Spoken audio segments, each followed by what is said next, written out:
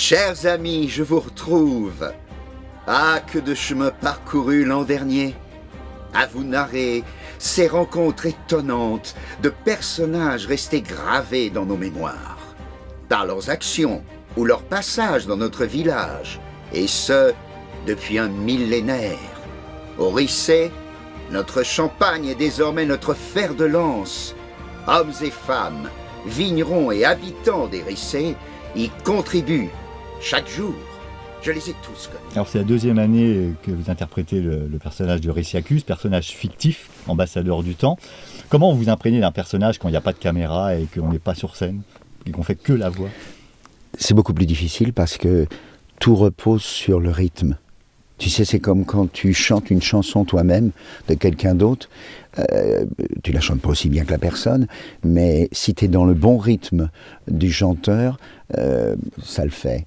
Et le difficile, c'est d'avoir un texte dont on ne mesure pas dans la totalité, au départ, quel est le rythme qu'on doit vraiment suivre. Mais dès que tu as trouvé le bon rythme, ça y est, t'es dans le bonheur. Et surtout avec le Champagne, ce qui est très saisissant, c'est qu'est-ce que c'est que le Champagne en fait? Le Champagne, je trouve, et c'est ce qui fait la couleur de la France, et la bonne couleur, c'est que c'est irréel. C'est comme le mot irréel, il y a 2 R dans irréel.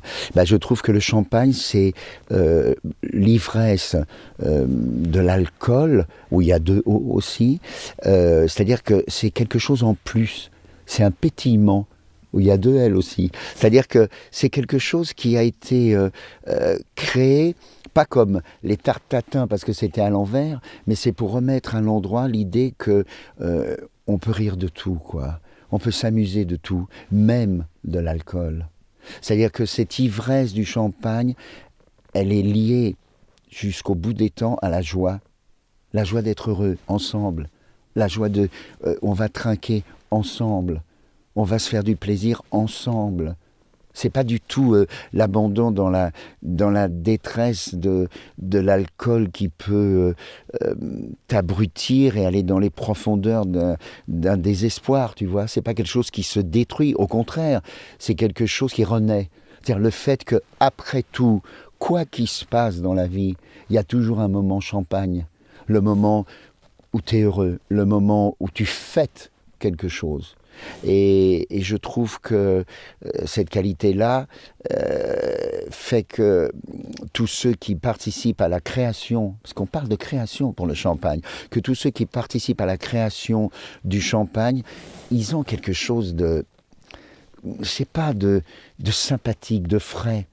C'est-à-dire ils le font extrêmement consciencieusement, mais ils le font avec fierté parce qu'ils savent que ça va être synonyme de fête pour les gens, et pas au contraire de désespoir, d'oubli ou d'abandon. C'est pour ça que, paradoxalement, ils occupent une part à part, vraiment.